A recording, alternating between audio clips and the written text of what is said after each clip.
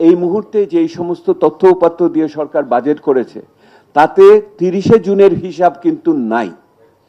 সবকিছুই কিন্তু সংশোধিত বাজেট এবং সামষ্টিক মধ্যমেয়াদী যে পরিকল্পনা সেটাতে গত সেপ্টেম্বর অক্টোবরের তথ্য। ওখানে ফুটনোটে, ওখানে পাদটিকায় বলেছেন যে এটার ভিতরে যুদ্ধের প্রভাব দেখা হয় নাই, আগেরটা নাই। ওনারা তো এটা তো অসত্য ভাষণ করছেন। আমাদের কাছে যদি তথ্য থাকে ওনাদের কাছে তথ্য ছিল না কেন?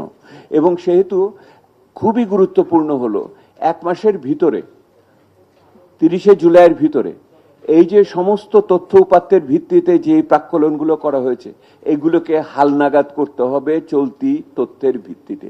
হালনাগাদ যদি না করা হয় তাহলে আর্থিক শৃঙ্খলা রক্ষা করা এবং বাজারকে সিগন্যাল দেওয়া, সংকেত দেওয়ার ক্ষেত্রে দুর্বল একটা অবস্থা হবে এবং সরকারও কিন্তু বিভ্রান্ত হবে। এটা হলো আমাদের 1 নম্বর দাবি। চলতি তথ্যের ভিত্তিতে হালনাগাদ করেন, প্রাক্কলন হালনাগাদ করেন এবং সমস্ত লক্ষ্যমাত্রা হালনাগাদ করেন।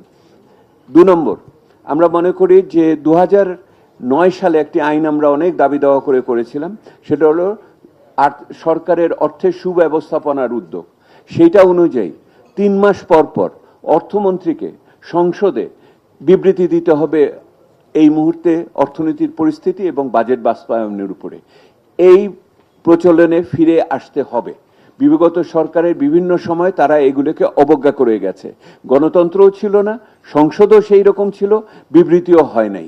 এইবার সেটাকে ফিরিয়ে আনতে হবে। আমি প্রত্যাশা করি 30শে সেপ্টেম্বরের ভিতরে অর্থমন্ত্রী প্রথম অর্থনৈতিক বিবৃতি দিবেন যে বাজেট শুরু হওয়ার পরে প্রথম 3 মাসে অর্থনীতি কি ধরনের অভিজ্ঞতার ভিতর দিয়ে গেছে। এটা হলো 2 নম্বর। 3 নম্বর যেটা আমাদের দিক থেকে আমরা উদ্যোগ নিয়েছি, আমরা একটা পার্লামেন্টারি ককাস তৈরি করছি। একটা সর্বদলীয়ভাবে পার্লামেন্টারি ককাস তৈরি করছি, যে এই ককাসের ভিত্তিতে পিছিয়ে পড়া মানুষের পক্ষে সংসদে কথা বলার জন্য কিছু চ্যাম্পিয়ন আমরা খুঁজে বের করার চেষ্টা করব, যারা এটার পক্ষে কথা বলবে, যে কোনো দল থেকে হোক। এইটার জন্য আমরা স্পিকারের সাথে দেখা করে কথা বলেছি, এটার জন্য আমরা ডেপুটি স্পিকারের সাথে দেখা করে কথা বলেছি।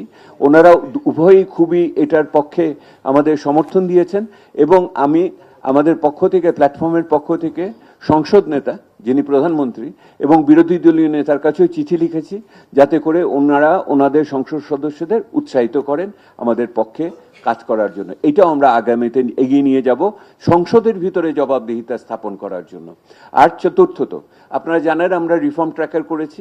রিফর্ম ট্র্যাকারের ভিত্তিতে আমরা দেখি, সেটা হলো বিভিন্ন রিফর্ম কমিশনের রিপোর্ট আগের থেকে যেগুলিতে আমরা কাজ করেছি। 2 নম্বর হলো বিভিন্ন নির্বাচনী প্রতিশ্রুতি যেগুলি দিয়ে দেওয়া হয়েছে, সেই নির্বাচনী প্রতিশ্রুতিগুলোকে আমরা মূল্যায়ন করব।